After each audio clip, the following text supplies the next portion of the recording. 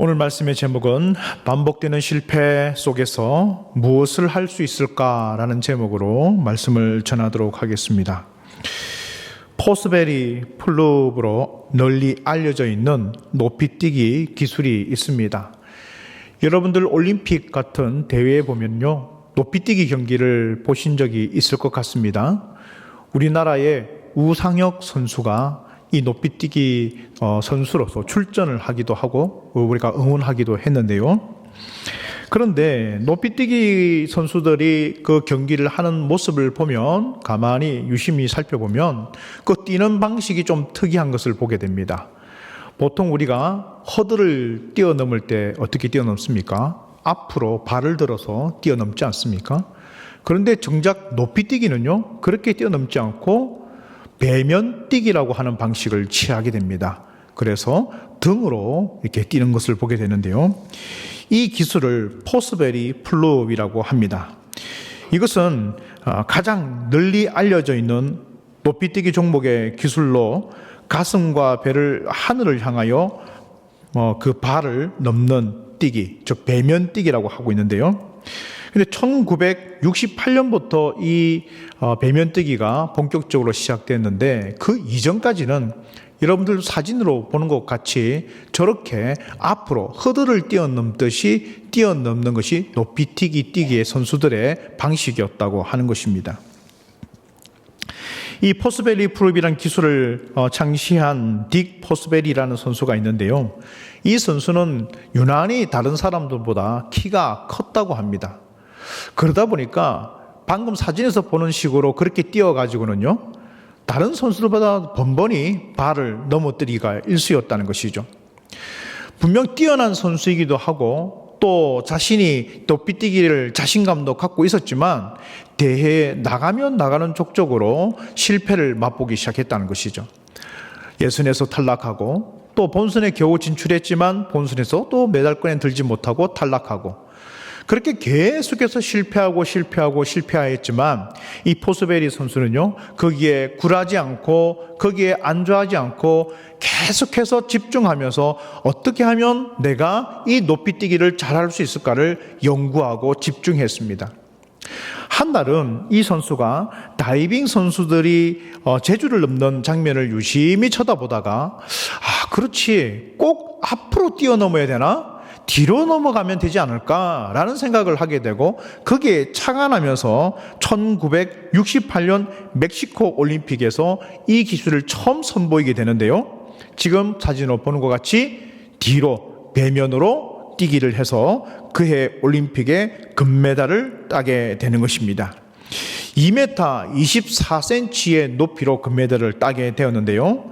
이것을 처음 본 사람들이, 아니 저 기술이 도대체 무엇인가, 저렇게 하면 더 높이 뛸 수 있단 말인가 라는 많은 사람들의 충격을 주게 되고요.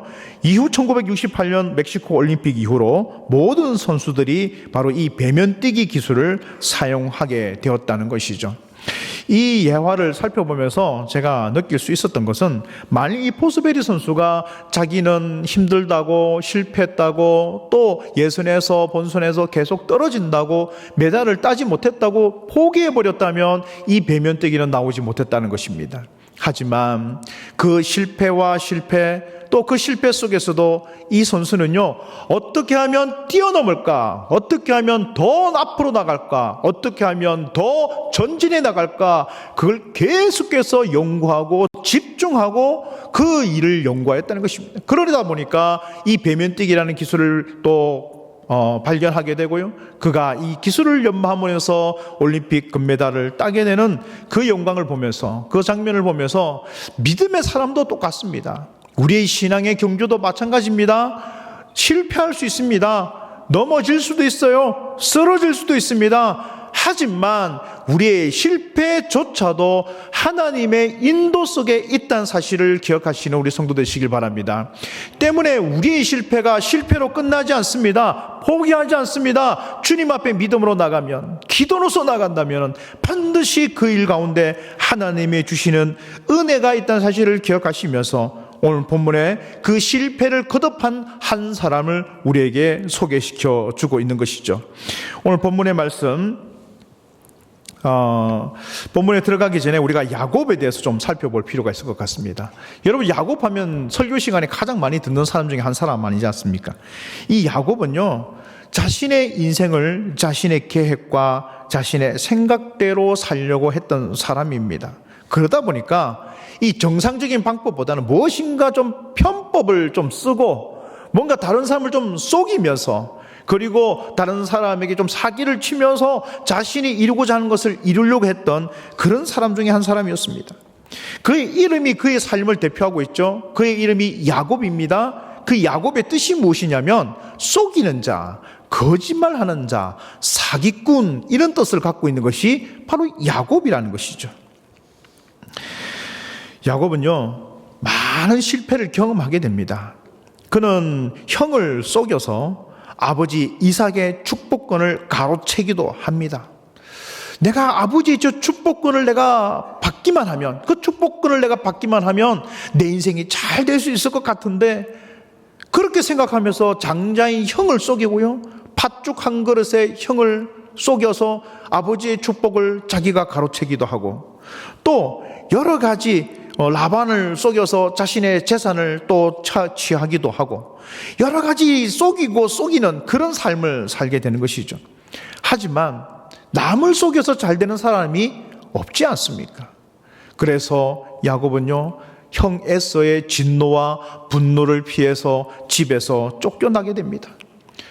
심지어는 라반의 집에 갔는데요, 자신보다 더 자신을 잘 속이는 라반에 의해서 사기 결혼을 당하기도 합니다.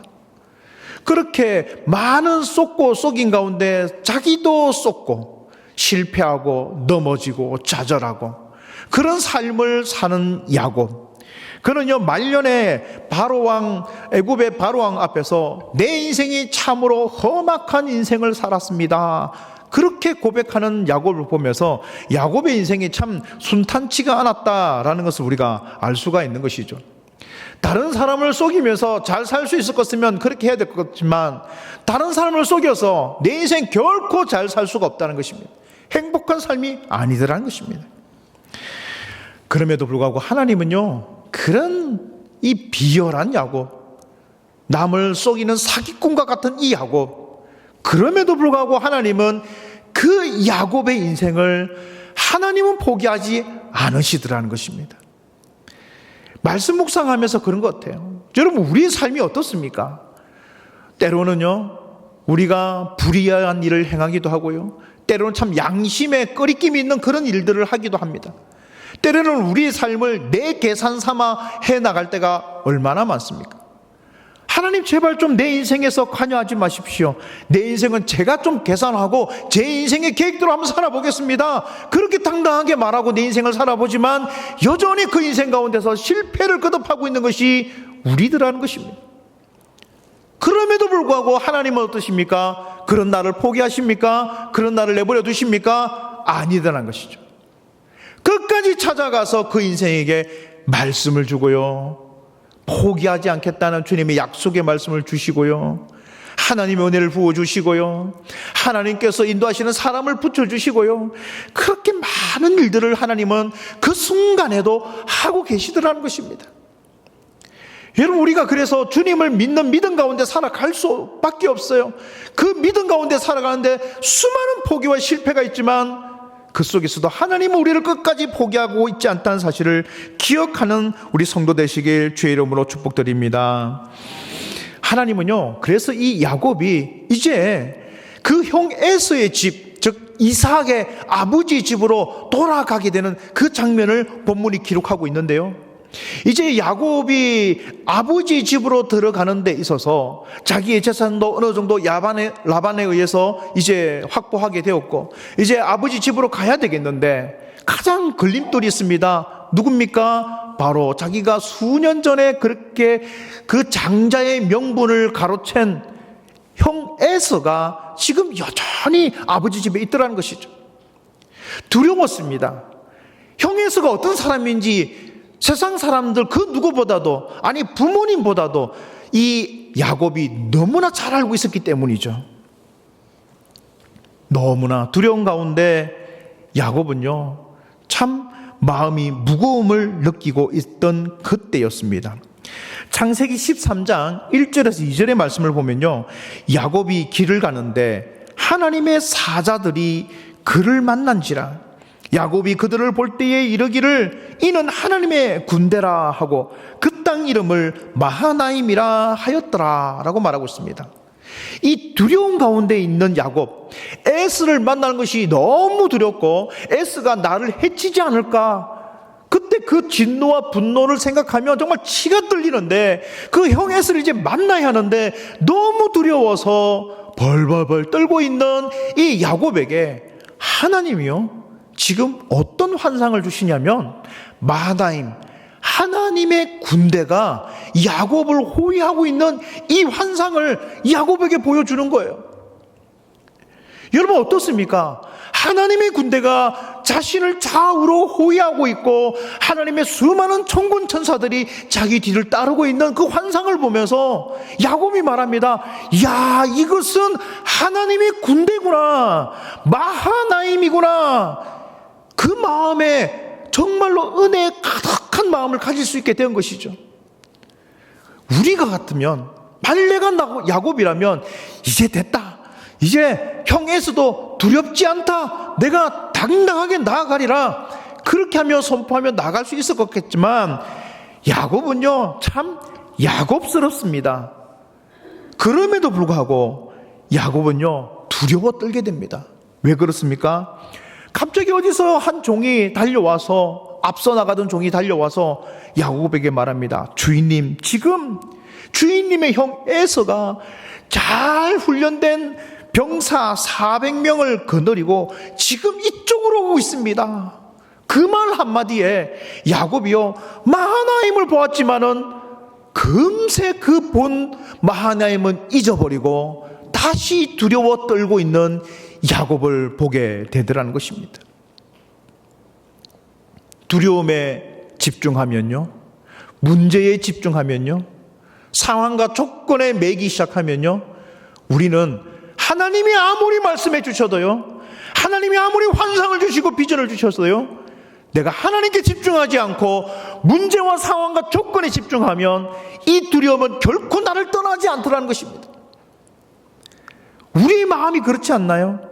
여러분 지금 하나님의 믿는 믿음을 가지고 있습니다.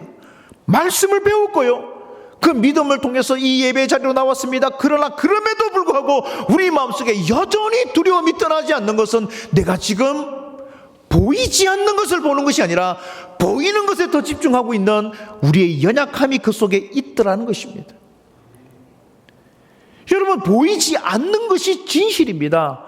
보이지 않는 것이 진리입니다. 그래서 가장 중요하고 가장 핵심적인 것은요, 사람의 눈에 보이지 않아요. 여러분 사랑이 보입니까? 믿음이 보입니까? 진리가 보입니까? 다 보이지 않는 것들이죠. 그래서 영원한 것들입니다. 하지만요, 이 땅의 물질은 보이지만 썩어져 가요. 그 어떤 재물도 다 썩어져 가요. 가치가 떨어져요. 그런 것들을 허상이라고 이야기하는 것이죠. 믿음의 사람은 보이는 것을 쫓아가는 사람들이 아니라 보이지 않는 하나님의 약속을 믿고 쫓아가는 사람이라는 사실을 기억하시길 바랍니다. 우리의 삶의 방향이 그래서 완전히 달라진다는 거예요. 우리 삶의 목적이 다르다는 것입니다. 로마서 8장 38절에서 39절에는 이렇게 말합니다. 내가 확신하노니 사망이나 생명이나 천사들이나 권세자들이나 현재리나 장래리나 능력이나 높음이나 깊음이나 다른 어떤 피조물이라도 우리를 우리 주 그리스도 예수 안에 있는 하나님의 사랑에서 끊을 수 없으리라 라고 확정적으로 말하고 있습니다. 여러분들 마음속에 예수 그리스도를 믿는 믿음이 있다면 주님의 사랑에서 영원히 끊어지지 않는다는 사실, 이 말씀을 통하여 확신하시는 믿음의 종들 되시길 바랍니다. 두려워하지 마세요. 그래서 우리가 염려할 사람들이 아닙니다. 걱정할 사람들이 아닙니다. 여러분 염려해서 우리가 무엇인가 문제가 풀어질 것 같으면 염려해야지요. 그래서 우리가 함께 염려합시다, 뭐 그렇게 해야 되겠지요. 40일 특별 기도회가 아니고 40일 특별 염려회 이렇게 해야죠. 염려해야죠. 근데 그 염려하는 것이 어떤 변화를 일으켜요? 아무 변화도 일으키지 않습니다. 때문에 성도는 걱정 근심할 사람들이 아니라 주님 앞에 기도해야 되는 사람이라는 사실을 기억하기 바랍니다. 마태복음에서는 그래서 염려하지 마라. 염려함으로 너희 기가 한 자라도 더할 수 있더냐? 아버지께서 너의 필요한 것들, 너의 모든 것이 있어야 될 줄을 다 알고 있다. 그러므로 너희는 먼저 그의 나라와 그의 의를 구하라라고 말씀하고 있지 않습니까? 사랑하는 성도 여러분, 기도함으로 두려움을 이겨내시는 믿음의 종들 되시길 주의 이름으로 축복드립니다. 그러나 야곱은요, 그러지를 못했어요. 마하나임을 보았지만 그 마하나임은 금세 사라지고요, 자신의 염려 가운데 파묻히기 시작했다는 것이죠. 때문에 야곱은요, 여전히 두렵고 떠는 사람 야곱이었습니다. 야곱이 이처럼 두려워 떠는 데는 이유가 있었습니다. 왜냐하면 야곱은요, 에스를 너무너무 잘 알았어요. 그럼 야곱과 에스는요, 한날 한시에 태어난 쌍둥이와도 같은 사람들입니다. 어린 시절 에서 형과 많이도 싸웠을 것이고요, 그 인생을 대부분 다 함께 했습니다. 그러니까 야곱만큼 에스를 잘하는 사람은 없는 것이죠. 이 에스가 얼마나 화가 나면 무서운지, 이 에스가 부모도 말리지 못하는 그런 성정을 가지고 있는 안하무인이라는 사실을 야곱은 너무 잘 알고 있었어요. 때문에 여기서 우리가 발견할 수 있는 것은, 여러분, 야곱이 에스를 잘 알고 있었지만 누구는 모르고 있었어요? 하나님에 대해서는 모르고 있었다는 거예요. 우리도 똑같습니다. 여러분들의 문제, 여러분들의 환경, 여러분들의 상황, 여러분들의 그 어려움들, 우리가 제일 잘 알고 있어요. 내 문제는요, 내가 너무 잘 알고 있어요. 내게 부딪혀 있는 이런 여러 가지 문제들의 어려움들, 내가 너무 잘 알아요.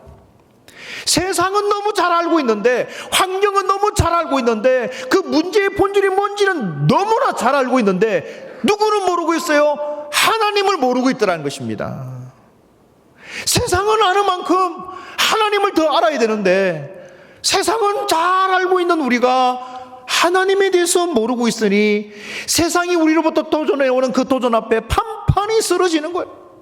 판판이 넘어져요. 왜? 세상은 너무 잘 알고 있기 때문에.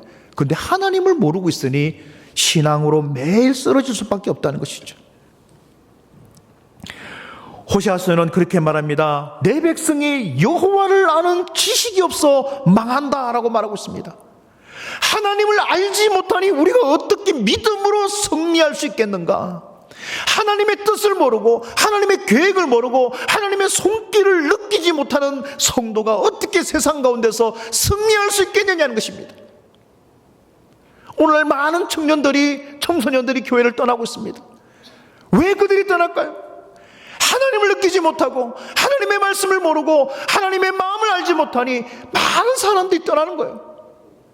세상은 너무나 잘 알고 있기 때문에 썩이고 썩히면서 나가야 된다는 것, 내가 어떻게 해서든 저 사람을 밟고 일어서야 된다는 것 너무 잘 알고 있어서 이 무한 경쟁 속에서 우리 청년들이, 젊은이들이 그렇게 세상의 이치는 빨리 깨우쳤는데 영적인 이치를 모르고 하나님을 모르고 있으니 그들의 인생의 영적인 실패가 계속해서 누적될 수밖에 없더라는 것입니다. 사랑하는 성도 여러분, 저는 이 말씀을 묵상하면서 다시 한 번 더 깨닫게 됩니다. 하나님을 알자. 말씀을 알자. 하나님의 계획을 알고요. 하나님의 뜻을 알고요. 말씀을 통해서 하나님의 계획을 확인하고, 기도를 통해서 하나님을 느끼고, 삶을 통해서 하나님을 체험하시는 우리 큰꿈교회 성도 모두가 되길 주님의 이름으로 축복드립니다. 그래야 두려워하지 않는 거예요. 그래야 세상이 우리를 향하여 오는 도전으로부터 우리가 승리를 조장할 수 있고 하나님 앞에 그 여호와의 닛이 승리의 깃발을 흔들 수가 있게 되는 것입니다. 때문에 우리 큰꿈교회 성도들은 모두가 다 인생 가운데 믿음으로 승리하는 인생을 사시는 여러분들 되시길 주님의 이름으로 다시 한 번 더 축복드립니다. 이제 우리의 말씀 16절, 17절, 18절 말씀을 우리 여러분들이 다 같이 한번 봉독해 보도록 하겠습니다. 16절, 17절, 18절입니다. 시작. 그것을 시작. 그것을 각각 때로 나누어 종들의 손에 맡기고 그의 종에게 이르되 나보다 앞서 건너서 각 때로 머리를 들게 하라 하고 그가 또 앞선 자에게 명령하여 이르되 에서가 너를 만나 묻기를 내가 누구의 사람이며 어디로 가느냐 내 앞에 것은 누구의 것이냐 하거든 대답하기를 주의 종 야곱의 것이요 자기 주 에서에게로 보내는 예물이오며 야곱도 우리 뒤에 있나이다 하라 하고 아멘. 야곱은요 여전히 두려워하고 있습니다. 그래서 자신의 재산을 세 대로 구분을 합니다. 세 무리로 구분을 해서 1차 한 무리 보내고요. 좀 있다가 2차 또 한 무리를 보내고요. 또 있다가 3차 한 무리를 보냅니다. 아주 야곱은요 머리가 잘 돌아가는 사람 같습니다. 어떻게든 그 에서의 분노, 에서의 그 성격을 너무 잘 알고 있었기 때문에 그것을 면할 수 있는 방법이 무엇인가 하는 골똘히 생각했을 것입니다. 작전을 쓴 것이죠. 그래서 세 무리를 나누어서 한 무리 한 무리 보내는 거예요. 먼저 에서에게로. 그래서 에서의 그 400인의 어떤 군사들이 와서 그 무리를 보고 너희들이 도대체 누구냐라고 물어보면 저희들은 누이 주인 야곱이 보낸 종들과 재물들입니다. 이것은 우리 주인님의 형이신 에서에게 보내는 예물입니다. 받아주십시오. 또 뒤에 그렇게 또 말하고 또 뒤에 그렇게 말하고 그래서요 에서의 분노가 그 예물과 물질을 보면서 좀 마음이 누그러지기를 바라는 그러한 궁여지책으로 지금 세 무리를 나누어서 에서에게로 보내고 있는 것을 보게 됩니다. 마지막까지 이런 잔머리를 굴리고 있는 야곱을 우리가 보게 되는 것이죠. 어떻게든 에서의 비율을 맞춰서 이 지금의 위기를 모면하고자 하는 그런 궁여지책을 쓰고 있는 것을 보게 되는 것입니다. 그러다가 에서가 화가 나서 한 무리를 다 죽여도 그 다음 무리가 또 있으니까 그 다음 무리를 또 다 죽여도 또 그 다음 무리가 있으니까 그래서 자기 순서가 올 때쯤 되면은 에서가 좀 화가 좀 앞에서 다 죽였으니까 화가 좀 풀리지 않을까. 남은 죽이되 나는 살고 보자는 그런 마음을 가지고 있는 거예요. 그 종들 다 죽어도 상관없다는 거예요. 나만 살면 된다는 거예요. 세상의 원리가 그래요. 사실은 남이 죽든지 말든지 신경을 씁니까? 남이 죽더라도 나는 살아야 되겠다는 것이 세상의 원리 아닙니까? 너만 살아 너만 잘 되면 돼. 너만 잘 되면 돼. 네가 무슨 성인이라고 다른 사람을 도와. 너 혼자 너 삶만 돌아봐도 바쁜 세상에 도대체 누굴 돌아본단 말인가? 세상은 우리에게 이렇게 말하고 있는 것이죠. 철저히 야곱은 그런 세속적인 사람, 세상 가운데 성공할 요건들을 갖추고 있는 사람, 그런 사람이었습니다. 그렇게 세 무리를 보냈는데요, 심지어는 자신의 아들과 가족들도 먼저 보내요. 먼저. 얼마나 비겁한 야곱입니까? 자신의 가족조차도 먼저 보내. 자기 앞서. 그 무슨 말입니까? 내 가족이 다 죽더라도 나는 살아야 되겠다. 나는 살아야 되겠다. 야, 이런 야곱을 우리가 지금 보게 되는 것이죠. 그런데 야곱은요, 자신의 인생의 계략과 자신의 인생의 생각을 이렇게 계산하면서 살아가는데 그 삶 또한 하나님께서 인도하고 계시더라. 이걸 말씀을 통해서 제가 발견하게 되는 것이죠. 하나님은 야곱이 홀로 남기를 지금 기다리고 계셨던 것 같습니다. 그래서 세 무리를 나누어서 앞에 보내고 또 보내고 또 보내었습니다. 자신의 가족, 자신의 아내와 자녀들까지 다 보내었습니다. 강 건너 다 보냈습니다. 이제 누구만 홀로 남아요? 야곱 혼자 남았습니다. 우리 24절 말씀을 함께 읽어보겠습니다. 본문 24절입니다. 시작.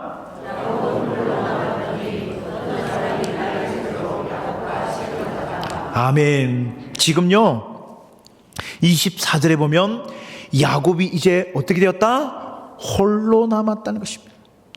자기를 감싸고 보호해 줄 것 같은 물질과 사람들과 자녀들과 부인들이 다 불어갔습니다. 자기를 감싸고 자기를 보호해 줄 그 어떤 것도 남아있지 않아요. 혼자 남았습니다. 하나님은 그때가 되기를 기다리고 계셨어요. 여러분들과 함께 했던 사람들이 떠나갈 때가 있습니다. 영원히 나를 보호해 줄 것 같은 사람이 없어질 때가 있습니다. 여러분들이 철저히 세상 가운데 혼자라는 외로움을 느낄 때가 있을 것입니다. 기억하십시오. 그때가 하나님을 만나야 할 때입니다.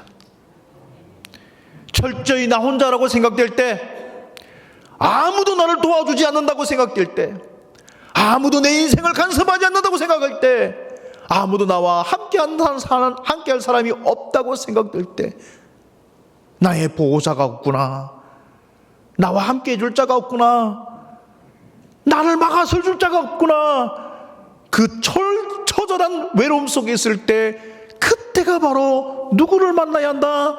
하나님을 만나야 할 때라는 것을 본문이 우리에게 말해주고 있는 것이죠.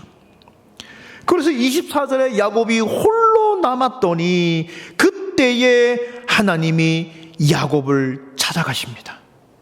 그리고는요, 그 하나님의 사람, 천사로 이렇게 기록되고 있는데요, 본문의 말씀을 보면 어떤 사람이라고 되어 있습니다. 하지만 이 본문의 말씀을 그대로 표현하고 있는 호세아 12장 3절에서 4절 말씀엔 이 모습을 이렇게 말하고 있습니다. 호세아 12장 3, 4절 같이 읽어보겠습니다. 야곱은 시작. 야곱은 무대에서 그의 형의 말뒤꿈치를 잡았고 또 힘으로는 하나님과 경배해 4절.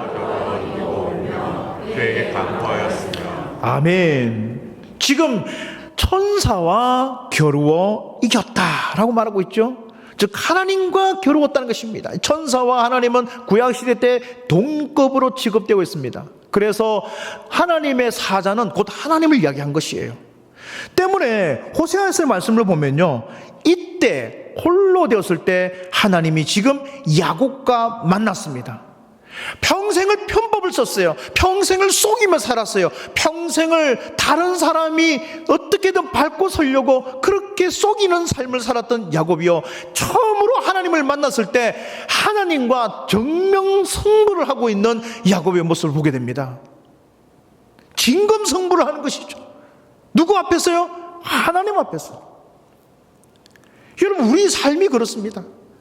하나님을 만났을 때는요, 하나님과 정명승부를 해야 됩니다. 그것이 무엇입니까? 기도한다는 거예요, 그게. 그래서 기도의 자리가 문제 해결의 자리고요, 기도의 그 자리가 하나님 앞에 승부를 보는 자리라는 사실을 기억하시길 바랍니다. 그래서 호세아 12장 4절에 보면 천사와 겨루어 이기고 울며 그에게 간구하였다라고 말하고 있습니다. 여러분, 씨름한다는 것을 우리 한글 성경에서는 씨름이라고 번역하고 있지만 이 히브리어 원어를 보면요, 이 씨름이라는 것은 히브리어 이바크라고 하는데요, 이 이바크라는 뜻이 매달리다, 붙잡다, 이런 뜻을 가지고 있어요. 그러니까 일방적으로 천사의 바리가랑이를 붙들고 매달려 있는 거예요. 천사가 아무리 뿌리치려고 해도 매달리는 겁니다. 매달려요. 하나님 응답해 주십시오. 하나님 만나고 싶습니다. 하나님 내게 은혜 주십시오. 하나님 내게 능력 주십시오. 하나님이 지금 내게 능력 주지 않으면, 하나님이 지금 내게 은혜 주지 않으면 이 상황을 내가 돌파할 수 없습니다. 이 문제를 내가 이길 수 없습니다. 그러니 제발 내게 하나님 만나 주십시오. 이 기도를 하고 있는 거예요. 이처럼 천사 천사의 그 바짓가랑이로 붙들고 매달리고 있는 이 처절한 야곱의 모습을 보면서 누가복음 18장 1절에서 8절의 말씀을 보면요, 불의한 재판관의 비유를 하고 있는 예수님의 말씀을 떠올리게 되었습니다.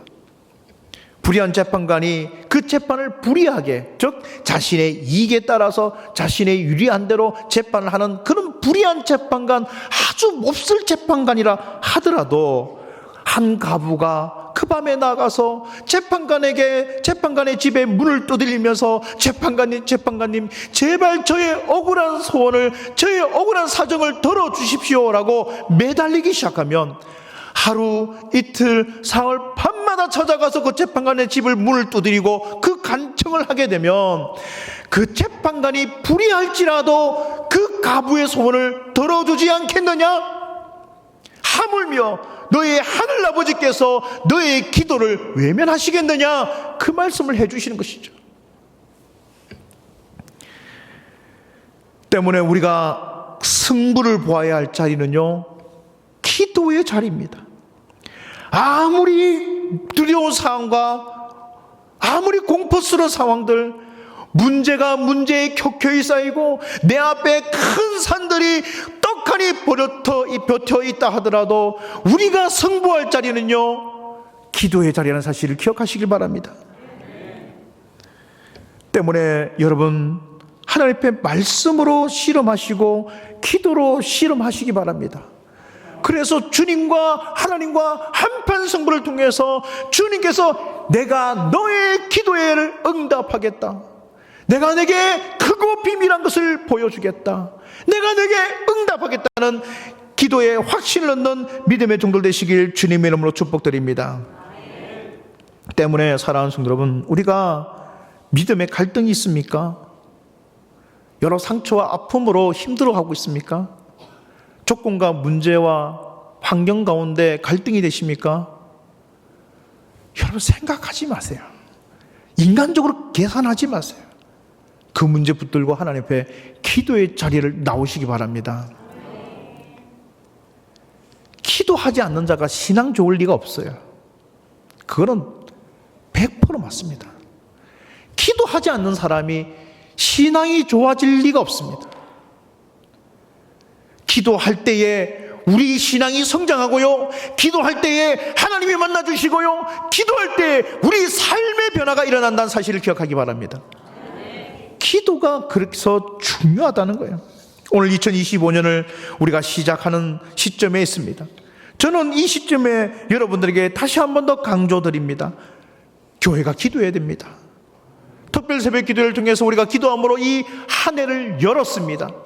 이 기도가 여기서 끝나는 것이 아니라 2025년도 이 한 해 동안 우리 건국교회의 기도가 계속 이어져서 하나님의 하늘 보좌를 흔드는 역사가 일어나길 주님의 이름으로 축복드립니다. 따라서 사랑하는 성도 여러분, 씨름하십시오. 승부를 보십시오. 여러분들이 문제와 인생의 여러 가지 상황들을 가지고 주님 앞에 기도함으로 나가시길 바랍니다. 그리할 때에 하나님께서는 반드시 역사해 주신다라는 사실을 우리가 기억해야 된다는 것이죠. 25절 말씀을 함께 읽어보겠습니다. 본문 25절입니다. 시작.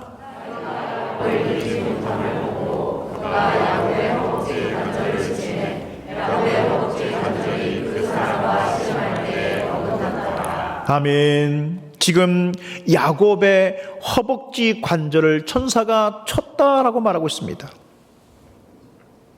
씨름했습니다. 천사와 씨름했습니다. 말씀 앞에 씨름했습니다.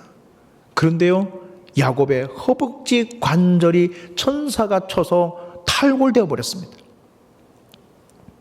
때문에 야곱은요, 평생을 그 이후로 다리를 절며 살게 됩니다.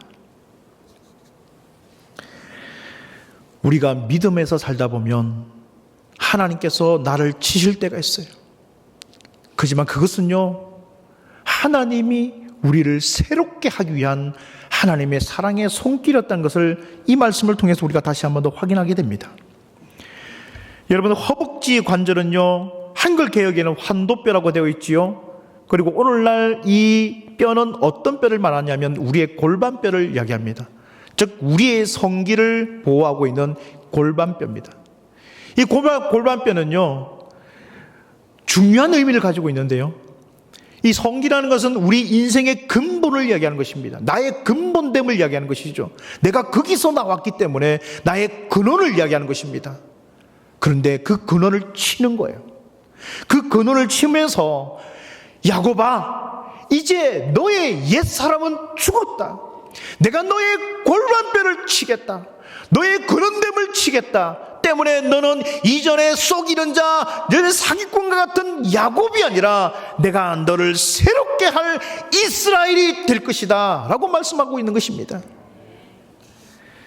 때문에 야곱은요, 그 흔적을 가지는 거예요.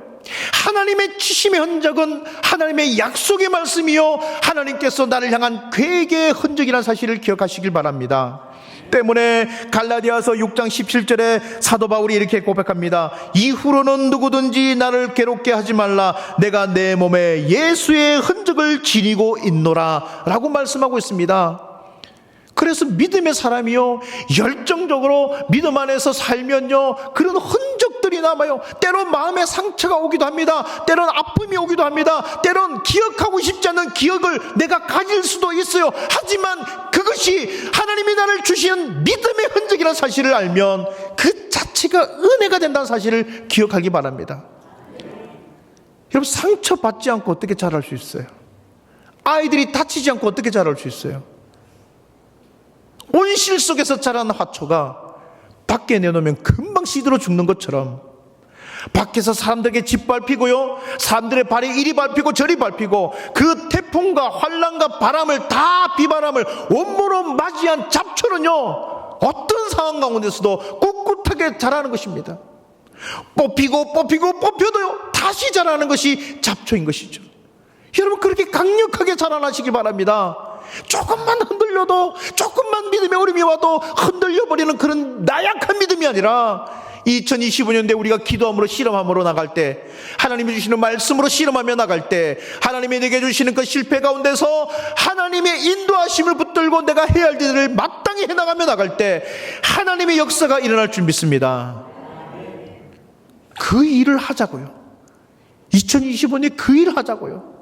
그 일을 하면서 살아가는 우리 큰공교의 모든 성도들의 마음속에 하나님의 은혜가 넘치기를 주님의 이름으로 축복드립니다. 기도하겠습니다. 하나님, 2025년을 시작합니다. 또한 2025년을 통하여 큰공교회가 하나님 앞에 실험하길 원합니다. 기도의 실험의 자리, 또한 말씀의 실험의 자리, 하나님을 느끼고 하나님을 사랑하는 믿음의 자리에 우리가 서 있기를 원합니다. 주님 도와주시옵소서. 역사하여 주시옵소서. 하나님의 역사, 주님의 일들이 일어나게 하여 주시옵소서. 모든 말씀 예수님의 이름으로 기도합니다.